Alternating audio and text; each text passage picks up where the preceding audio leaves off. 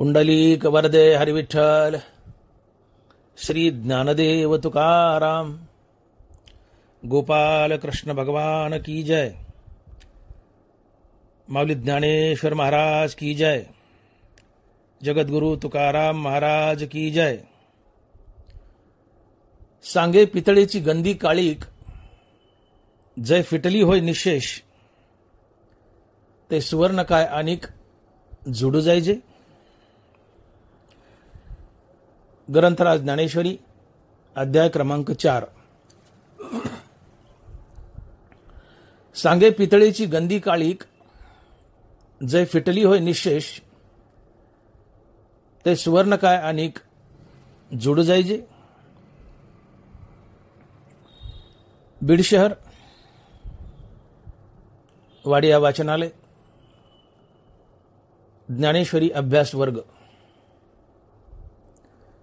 या सत्रात आपलं चालू असलेलं ज्ञानेश्वरीच्या 4थ्या अध्यायावरील चिंतन आणि या 4थ्या अध्यायावरील आजचं हे दुसरं प्रवचन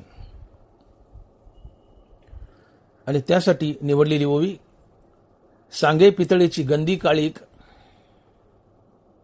जय फिटली होय निशेष, ते सुवर्ण काय अनिक जुडू जायचे. या अभ्यास सत्रात आज आपणास ओवी क्रमांक 58 ते 65 अशा एकूण 8 ओव्या आज अभ्यासायच्यात आणि या 8 ओव्यांपैकी आजच्या प्रवचनाला निवडलेली ओवी ज्ञानवार लिहित आहेत. सांगे पितळेची गंदी काळीक, जय फिटली होय निशेष, ते सुवर्ण काय अनिक जोड जायचे.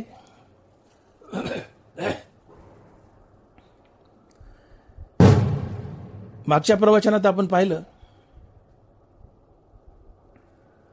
भगवंत अर्जुनास सांगतायत की अर्जुना, जेव्हा या पृथ्वीवर अधर्म बोकाळतो, धर्माला ग्लानी येते, धर्म पुसला जातो, त्यावेळेस मी प्रत्येक युगात अवतार धरून येतो आणि या पृथ्वीवर पुन्हा धर्माची स्थापना करतो. आणि म्हणून ज्ञानवारा लिहित आहेत की धर्मजात आगवे, युगायुगी म्या रक्षावे, ओगू हा स्वभावे आद्य असे. भगवंतही म्हणतायत यदा यदा हि धर्मस्य ग्लानिर्भवति भारत. अर्जुना, ज्यावेळेस या पृथ्वीवर धर्माचा ऱ्हास होतो, धर्माला ग्लानी येते, त्यावेळेस प्रत्येक युगात मी अवतार धरून येतो आणि इथे धर्माची स्थापना करतो.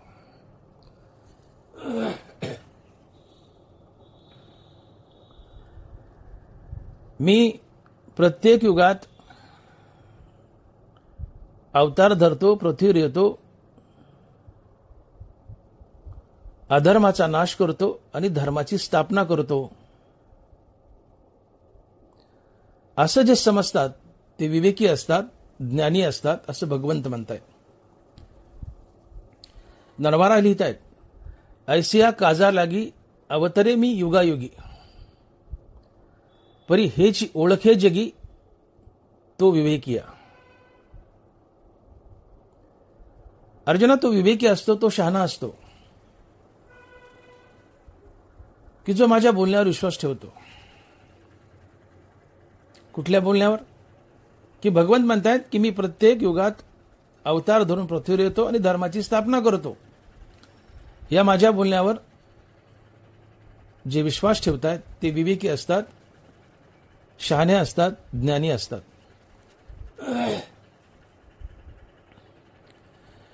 भगवंत म्हणतायत अर्जुना, मी अजन्म आहे तरी जन्म घेतो, मी अकर्ता आहे तरी कर्म करतो,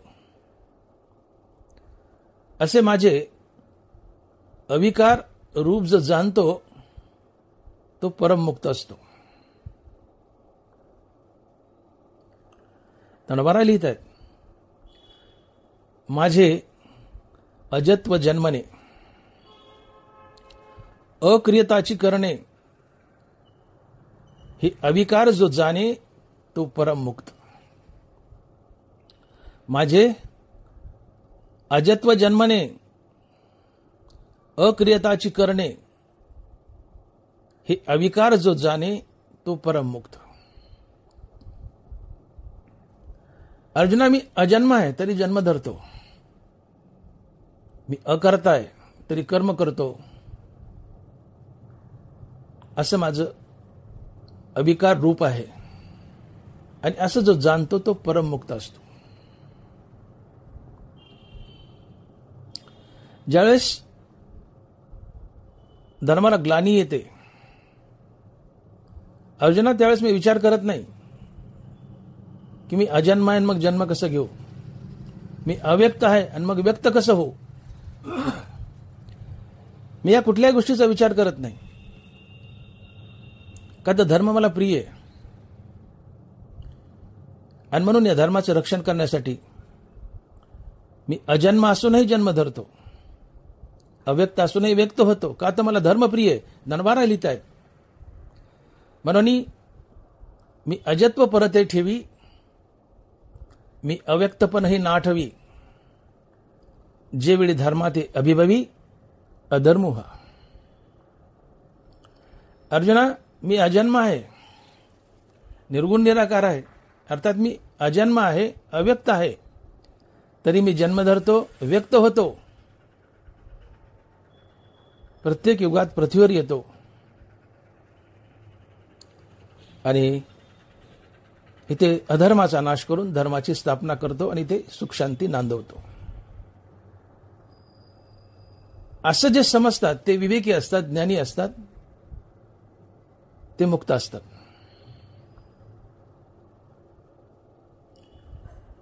भगवान बोलतायत, अर्जुना, जे विरक्त, भय व क्रोधरहित असतात, जे ईश्वरमय झालेले असतात, जे ईश्वराचा पूर्ण आश्रय केलेले असतात, जे ईश्वराच्या सेवेसाठी जगतात, जे आत्मबोधाने संतोष पावलेले असतात, जे निरीच्छ असतात, जे तपाच्या राशी असतात, जे ज्ञानाचे एकमेव आश्रयस्थान असतात, जे तीर्थालाही पवित्र करणारे तीर्थच असतात, असे महात्मे माझ्या आत्मस्वरूपास येऊन मिळतात, ते मीच होतात, त्यांच्यात व माझ्यात काहीच आडपडदा उरत नाही, असे भगवान म्हणतायत.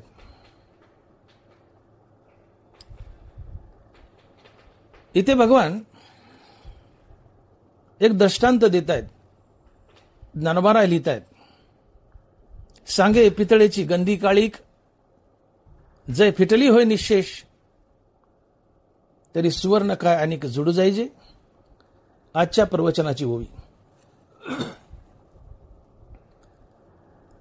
भगवंत या ओवीतून एक दृष्टांत देत आहेत.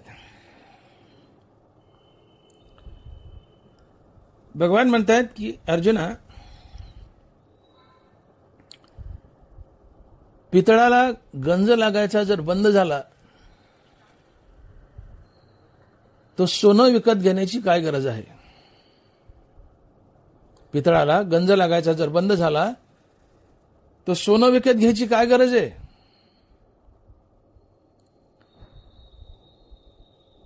सोन्याचा दर्जा का मोठा आहे. सोन्याला गंज लागत नाही, पितळाला गंज लागतो, म्हणून पितळ हलकं आहे. परंतु पितळाला जर गंज लागायचा बंद झाला तो सोनं विकत घेण्याची गरज नाही. पितळ हेच सोनं, पितळ हेच सोनं.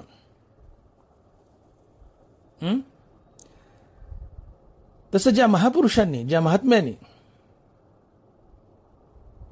निरंतर रामनाम घेऊन यम नियमानं, तपानं आपल्या अंतकरणातील अहंकाराचा गंज घालवलाय, ते महात्मे देवच होतात. देवात आणि त्यांच्यात कुठलाही आड पडदा उरत नाही.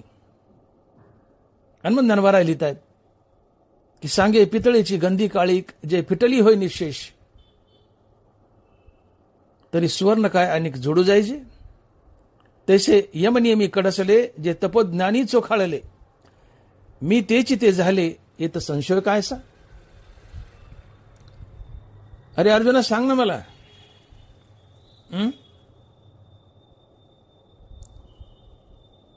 की पितळाला गंज लागायचं जर बंद झाला तर सोनं विकत घ्यायची काय गरज. तुम्ही आजही पितळाचं पातेलं चांगलं घासा आणि ते पितळाचं पातेलं आणि बोटातील अंगठी समोरासमोर ठेवा. पितळाचं पातेलं खरोखरच चांगलं घासलं तर बघा तुम्ही, पितळ देखील सोन्या इतकंच पिवळं दिसतं. परंतु तरी देखील त्या पितळाला दर्जा कमी आहे, भाव कमी आहे. सोन्याचा दर्जा जास्त आहे, सोन्याला भाव जास्त आहे. का बरं? तर पितळाला गंज लागतो म्हणून पितळ हलकं आहे, भाव कमी आहे.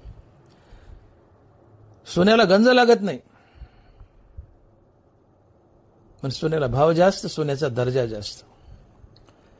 परंतु जर पितळाला गंज लागायचाच बंद झाला तर पितळ आणि सोनं एकच. वेगळं सोनं विकत घेण्याची गरज नाही. पितळ हे सोनं. तसं ज्या व्यक्तीने निरंतर रामनामानं आपल्या हृदयातील अहंकार जाळलाय, ती व्यक्ती देखील साक्षात पांडुरंग असतो. त्याच्यात आणि पांडुरंगात काही अंतर उरत नाही. पितळाला गंज लागायचा बंद झाला की पितळ हेच सोनं. तुम्ही अखंड रामनामाने तुमच्या हृदयातील अहंकाराचा गंज जाळला की तुम्हीच पांडुरंग. वेगळा पांडुरंग प्राप्त करण्याची गरज नसते. आणि म्हणून ज्ञानवारा लिहितात की सांगे पितळेची गंधी काळीक, जय फिटली होय निशेष, तरी सुवर्ण काय अनेक जोडू जायचे. अरे बाबा, सांगा ना मला, पितळाला गंज लागायचा बंद झाला तर वेगळं सोनं विकत घेण्याची गरजच नाहीये. तसं तुम्ही निरंतर रामनामाने हृदयातील अहंकाराचा गंज जाळला तर तुम्हीच देव बनता. वेगळा देव प्राप्त करण्याची गरज नाही. मला सांगा, माणसाचा जीव कसा तयार होतो?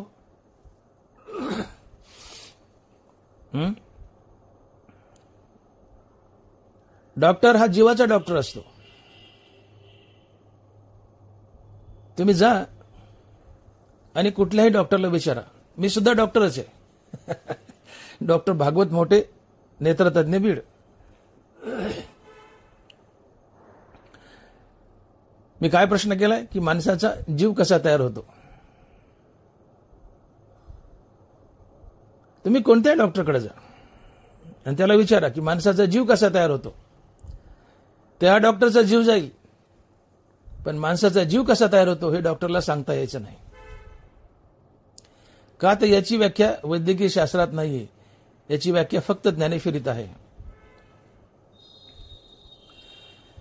आम्हाला फर्स्ट इयरला अनाटॉमी नावाचा एक विषय असतो, MBBSला. त्यात एम्ब्रिओलॉजी नावाचा एक छोटासा विषय असतो. त्या एम्ब्रिओलॉजीचं जे पुस्तक आहे इंदरबर सिंग नावाचं, त्या लेखकानं आईच्या गर्भाशयात बाळ कसं तयार होतं याचं पूर्ण वर्णन केलंय. सगळे ऑर्गन, सगळ्या सिस्टीम कसं कसं तयार होतं सगळं वर्णन आहे. पण त्या बाळात जीव कसा येतो याचंच वर्णन नाही. का? तर याचं उत्तर वैद्यकीय शास्त्रात नाही, याचं उत्तर फक्त ज्ञानेश्वरीत आहे. आणि मग माणसाचा जीव कसा तयार होतो याचं उत्तर देताना ज्ञानोबा लिहित आहेत की वाया मन हे नाव एरवी कल्पनाची सावेव, जयाचे निसंगे जीव दशा वस्तू. वाया मन हे नाव, एरवी कल्पनाची सावेव, जयाचे निसंगे जीव दशा वस्तू. वस्तू म्हणजे ब्रह्म, वस्तू म्हणजे पांडुरंग.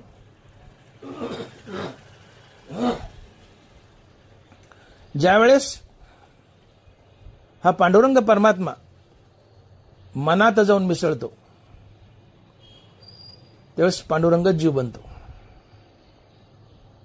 आणि म्हणून तुकोबाराय लिहितायत की धरी येली सोंगे येणे अवघी पांडुरंगे. धरी येली सोंगे येणे अवघी पांडुरंगे. जगातली प्रत्येक वस्तू म्हणजे पांडुरंगानं धरलेलं सोंग आहे. जगातील प्रत्येक वस्तू हा पांडुरंगच आहे, परंतु बट्टेबाज पांडुरंग आहे. का? तर तुमच्या हातील पांडुरंगात अहंकार मिसळलाय, म्हणून तुम्ही बट्टेबाज पांडुरंग आहात. तुम्ही निरंतर रामनाम घ्या आणि रामनामानं अहंकार जाळा. रामनामानं अहंकार जळतो.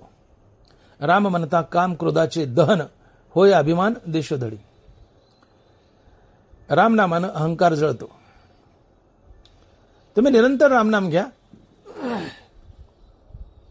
रामनामानं हृदयातील अहंकार जळतो. अहंकार गेला की हृदयात फक्त पांडुरंग उरतो आणि तुम्हीच शुद्ध पांडुरंग म्हणता. वेगळा पांडुरंग प्राप्त करायची गरज नसते.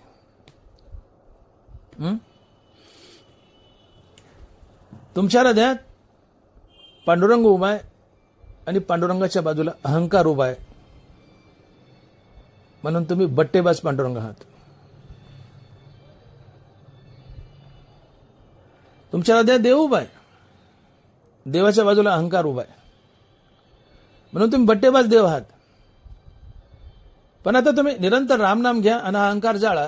खाली फक्त देव उरतो. तुम्ही शुद्ध देव बनता. वेगळा देव प्राप्त करण्याची गरज नसते. आणि मग लक्षात घ्या की माणसाचा जीव कसा तयार होतो की ज्यावेळेस परमात्मा मनात येऊन मिसळतो, अर्थात अहंकारात येऊन मिसळतो, तेव्हा परमात्मा जीव बनतो. आणि म्हणून परमात्मा अधिक मन बरोबर जीव किंवा परमात्मा अधिक अहंकार बरोबर जीव. मग परमात्मा वजा अहंकार बरोबर परमात्मा, म्हणजे तुम्हीच परमात्मा झाले. कळतंय ना मी काय बोलतोय? तुमच्या हृदयात पांडुरंग आहे, पांडुरंगाच्या बाजूला अहंकार आहे, म्हणून बट्टेबाज पांडुरंग. पण आता रामनामाने अहंकार जाळला, खाली फक्त हृदयात पांडुरंगच उरला, तुम्हीच पांडुरंग झाले. वेगळा पांडुरंग प्राप्त करण्याची गरज नसते. म्हणून पांडुरंग अधिक मन बरोबर जीव, पांडुरंग वजा मन बरोबर पांडुरंग, म्हणजे तुम्हीच पांडुरंग झाले. आणि म्हणून पितळाला गंज लागायचा बंद झाला तर पितळ हेच सोनं. निरंतर रामनामानं, यमनियमानं, तपानं तुम्ही जर हृदयातील अहंकाराचा गंज जाळला तर तुम्हीच पांडुरंग, वेगळा पांडुरंग प्राप्त करायची गरज नसते. आणि मग ज्ञानोबा लिहितात की सांगे पितळेची गंदी काळीक जय फिटली होय निशेष, ती सुवर्ण काय अनेक जोडू जायचे. तरी सुवर्ण काय अनेक जोडू जायचे. आणि म्हणून एक गोष्ट लक्षात घ्या की तुम्ही आम्ही प्रत्यक्षात पांडुरंगच आहोत,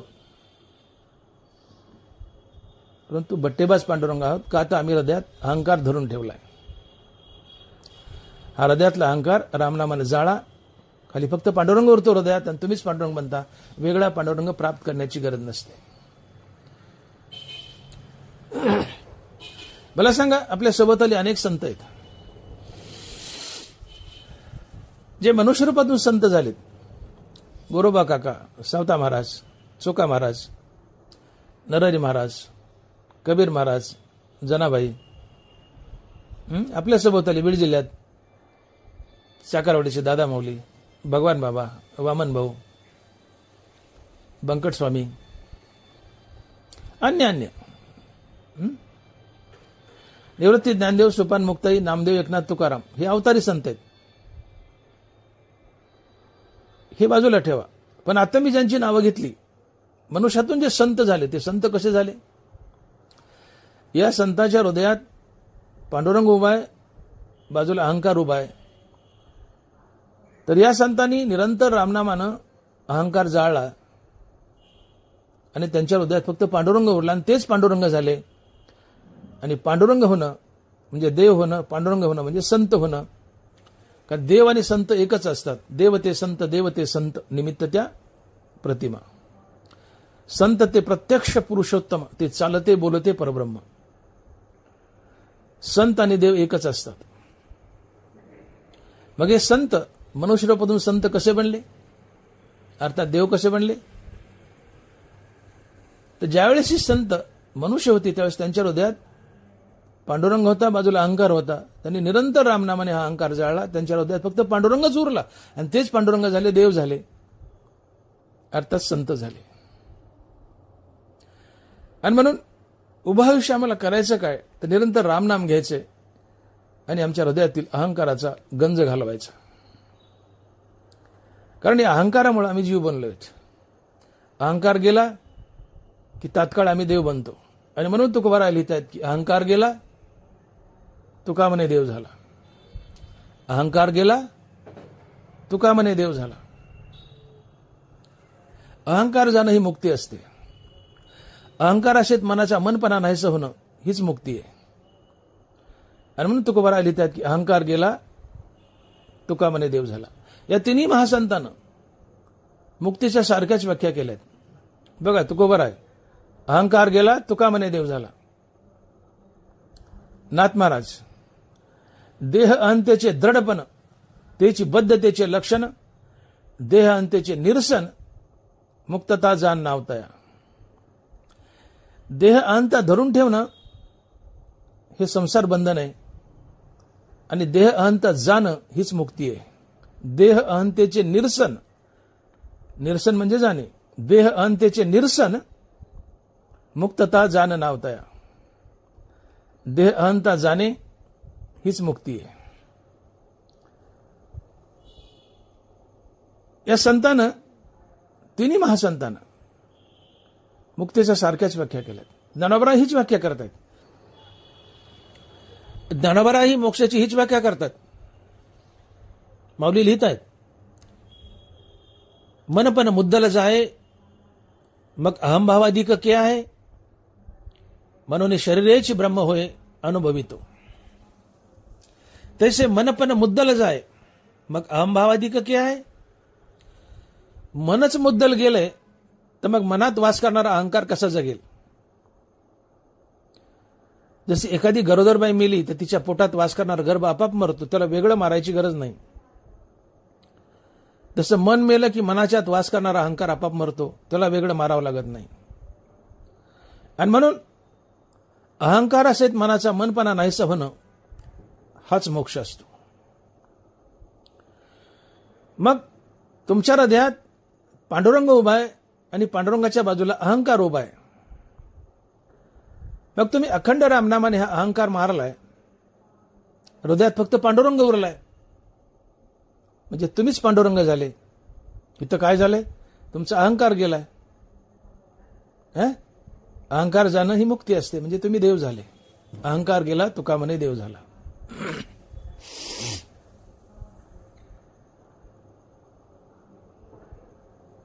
हा जीव जो आहे तो प्रत्यक्ष पांडुरंगाचा आहे.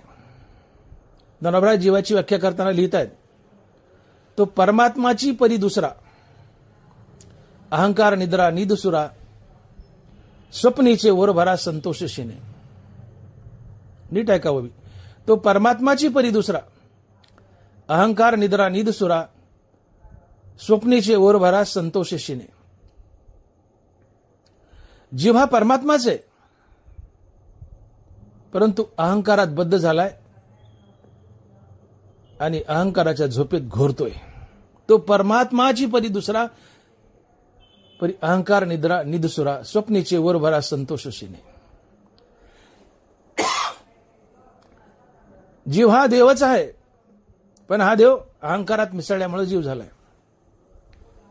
मग या देवातून अहंकार काढला की खाली शुद्ध देव उरतून तुम्ही देव बनता. आणि मग दनबारा लिहितायत की अधिदैवादी भूत तेही मीची कीर समस्त, परी पंधरे किडाळा मिळत काय साकेनो हे.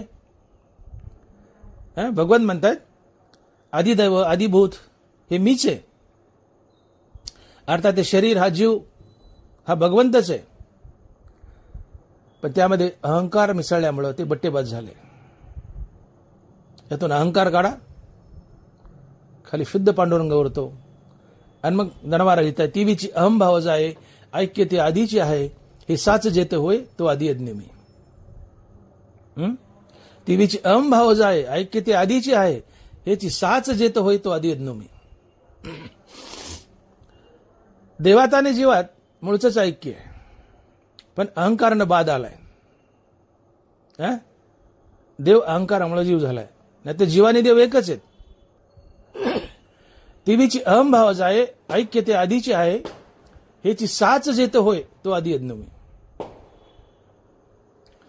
देवाताना आमच्यात मूळचंच ऐक्य आहे, परंतु अहंकारानं बाद आलाय. हा अहंकार अखंड रामनामाने जाळा, तुम्ही देवच आहात. वेगळा देव प्राप्त करण्याची गरज नसते. आणि म्हणून भगवान म्हणतात की आदिदैवादी भूत तेही मीची कीर समस्त, परी पंधरे किडाळा मिळत काय साकेनो हे. शुद्ध सोन्यात जर बट्टा घातला तर सोनं बट्टेबाज होतं, तसं शुद्ध देवात अहंकार घातला तर देवही बट्टेबाज होतो. मग सोनं जाळात घाला, बट्टा जळतो, खाली शुद्ध सोनं उरतं, खाली शुद्ध सोनं उरतं. तसं हृदयातील अहंकाराचा बट्टा रामनामाने जाळा, खाली शुद्ध देव उरतो आणि तुम्हीच देव बनता. वेगळा देव प्राप्त करण्याची गरज नसते.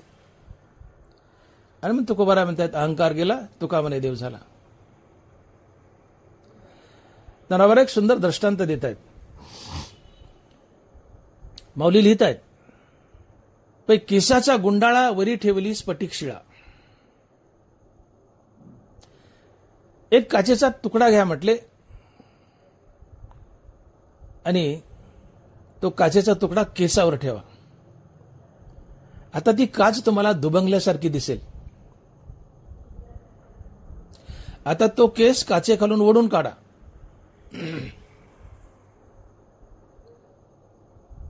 ती काच आता तुम्हाला एकजूट दिसेल, तडकलेली दिसणार नाही. इथे काच खरोखर तडकली का? नाहीये. काच तडकलेली नसताना तडकल्यासारखी दिसते का? तिच्या खाली केस आलाय. केस ओढून काढलाय, ती अखंड आहे. केसामुळे दुबंगलेली दिसते, केस ओढून काढला ती अखंड आहे.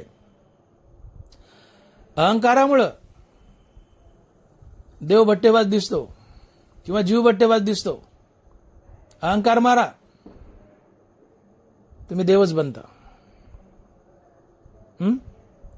आणि ज्ञानवारा लिहित आहेत की तिची अविद्येची जवनिक फिटे आणि भेदभावाची अवधी तुटे. मग मनो एक होनी जरी आटे तरी काय दोन होती. जीवाने देव एकच आहेत, पण यात भेद आलाय तो अहंकारामुळं. हा अहंकाराचा पडदा, अविद्येचा पडदा तुम्ही ओढून काढा. जीव हा देवच आहे, जीव हा देवच आहे. हनुमंतानं मला लिहितात की तीवीची अहम भाव जाय ऐक्य ते आधीचे आहे, हेची साच जेत होय तो आधी यज्ञ मी. अहंकार गेला की तुम्ही देवच असता. तुमच्यात आणि देवात मूळचंच ऐक्य असतं. आणि म्हणून उभं आयुष्य तुम्हाला काय करायचंय तर रामनाम घेऊन अहंकार जाळायचा. म्हणून परमार्थ म्हणजे काही मिळवणं नव्हे, तर नको ते घालवणं म्हणजे परमार्थ. नको ते घालवणं म्हणजे परमार्थ, आणि नको ते आहे अहंकार आणि विषय वासना. आणि म्हणून अहंकार आणि विषय वासना यांच्या त्यागासाठी आयुष्यभर केलेली रामनामाची साधना म्हणजेच परमार्थ.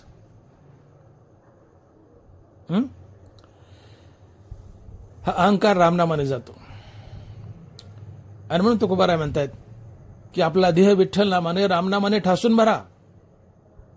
काम, क्रोध, अहंकार तुमच्या हृदयाला सोडून पळून जातील. विकार तुमच्या हृदयाला सोडून जातील. तुम्ही निर्विकारी व्हाल. तुका म्हणे देह भरिला विठ्ठले, काम क्रोध केले घर देते. आमच्या अंतकरणात अहंकार आहे. काम, क्रोध, लोभ, मद, मोह, मत्सर हे सगळे विकार आहेत. तुम्ही निरंतर रामनाम घ्या. निरंतर रामनाम घ्या. विकार जळून जातात. अहंकार जळून जातो. तुम्ही निर्विकारी होता. तुम्हीच देव बनता. वेगळा देव प्राप्त करण्याची गरज नसते. राम म्हणता काम क्रोधाचे दहन होय अभिमान देशधडी. कानोबार आहे. निरंतर रामनाम घ्या. काम क्रोध जातील. अर्थात विषयांचा त्याग होईल. अहंकार जाईल. तुम्ही निर्विकारी व्हाल. निर्विकारी होणं म्हणजे देव होणं. जे अंतकरण निर्विकारी आहे ते शुद्ध असतं, निर्मळ असतं. आणि अशा निर्मळ चित्तात देवाचा वास असतो. देव येऊन तिथं राहतो. तुका म्हणे चित्त करारे निर्मळ येऊन गोपाळ राहते. आणि मग निरंतर रामनामानं अहंकार मारा. अहंकार गेला की विषयांचा त्याग होतो. तुम्ही निर्विकारी होता. तुमचं चित्त निर्मळ होतं. आणि अशा निर्मळ चित्तात देवाचा वास होतो. अशा निर्मळ चित्तात आत्मज्ञानाचा वास होतो. तुम्ही मुक्त होता. आणि म्हणून आजच्या प्रस्तुत होईत नरवर आहे मला एक शिकवण देत आहेत की बाबांनो, पितळ आणि सोनं यात भेद आहे. का? तर पितळाला गंज लागतो म्हणून पितळ हलकं आहे. सोन्याला गंज लागत नाही म्हणून सोनं भारी आहे. परंतु पितळाला गंज लागायचाच बंद झाला तर पितळ हेच सोनं. तसं तुमच्या हृदयात गंज आहे अहंकाराचा. तुमच्या हृदयात अहंकाराचा गंज आहे म्हणून तुम्ही हलके. देवाच्या हृदयात अहंकाराचा गंज नाही म्हणून देव भारी. पण आता निरंतर रामनामानं तुम्ही तुमच्या हृदयातील अहंकार जाळलाय. तुमच्या हृदयात फक्त देव उरला. तुम्हीच देव झाले. वेगळा देव प्राप्त करण्याची गरज नसते. आणि परमार्थाची परमोच्च उंची असते आणि इथपर्यंत आम्हाला मजल मारायची असते. आम्ही वाऱ्या करतो, व्रत करतो, उपवास करतो, कधी मध्ये देवाचंही नाव घेतो, कधी मध्ये, आणि स्वतःला परमार्थिक म्हणतो. ठीक आहे, ही परमार्थाचीच अंग आहेत. परंतु परमार्थाची परमोच्च अवस्था जर काय असेल तर परमार्थात तुम्हाला देव बनायचे, अर्थात संत बनायचे. आणि तुम्ही देव कशाने बनाल? जेव्हा तुम्ही निरंतर रामनामाने तुमच्या हृदयातील अहंकार जाळाल तेव्हा तुम्ही देव बनाल. आणि तुमच्या जीवनातील सर्वात मोठी अचिव्हमेंट, सर्वात मोठी प्राप्ती असते. ही तुमच्या जीवनातील सर्वात मोठी उडी असते. आणि मग निरंतर रामनाम घ्या. अहंकार जळेल. अहंकार जळला की तुम्ही देव बनाल. वेगळा देव प्राप्त करण्याची गरज नाही. हा सफल परमार्थ असतो. आणि म्हणून पितळ सोन्यापेक्षा हलके. का? तर पितळाला गंज लागतो. परंतु पितळाला गंज लागायचा बंद झाला तर पितळ हेच सोनं, वेगळं सोनं विकत घ्यायची गरज नाही. तसं तुमच्या हृदयातील अहंकाराचा गंज तुम्ही निरंतर रामनामाने जाळा. तुम्हीच देव बनता. वेगळा देव प्राप्त करण्याची गरज नसते. आणि म्हणून दानवारा लिहित आहेत की सांगे पितळेची गंधी काळीक, जय फिटली होय निशेष, तरी सुवर्ण काय अनेक जोडू जायचे. तसे यमने मी कडसले, जे तपोज्ञानी चोखाडले, मी तेची ते झाले, इथं संशय कायसा. बाबांनो, निरंतर रामनाम घ्या. त्यासोबत यम नियम करा. तप करा. या यम नियमानं, या तपानं आणि निरंतर रामनामानं तुमच्या हृदयातील अहंकार जळेल. अहंकार जळाला की हृदयात फक्त शुद्ध पांडुरंग उरेल. आणि तुम्हीच पांडुरंग बनाल, वेगळा पांडुरंग प्राप्त करण्याची गरज नसते. आणि म्हणून पितळ आणि सोनं यात जरी फरक दिसला, पितळ जरी हलकं असलं, तर पितळ का हलकं आहे? तर पितळाला गंज लागतोय. परंतु पितळाला गंज लागायचाच बंद झालाय. तर पितळ हेच सोनं, वेगळं सोनं विकत घेण्याची गरज नाही. तसं तुम्ही निरंतर रामनामानं तुमच्या हृदयातील अहंकाराचा गंज जाळलाय. आता तुम्ही देव, वेगळा देव प्राप्त करण्याची गरज नाही. आणि मग ज्ञानोबा राय लिहितायत की सांगे पितळेची गंदी काळीक, जय फिटली होय निशेष, तरी सुवर्ण काय अनेक जोडू जायजे. पुंडलिक वरदे हरी विठ्ठल. श्री ज्ञानदेव तुकाराम गोपाल कृष्ण भगवान की जय. माऊली ज्ञानेश्वर महाराज की जय. जगद्गुरु तुकाराम महाराज की जय. विठ्ठल विठ्ठल विठ्ठल विठ्ठल. आता विश्वात्मके देवे, येणे वाग्यज्ञ तोषावे, तोषवनी मज द्यावे पसाय दान हे. जे खळांची व्यंकटी सांडो, तया सत्कर्मी रती वाढो. भूता परस्परे पडो मैत्र जीवांचे.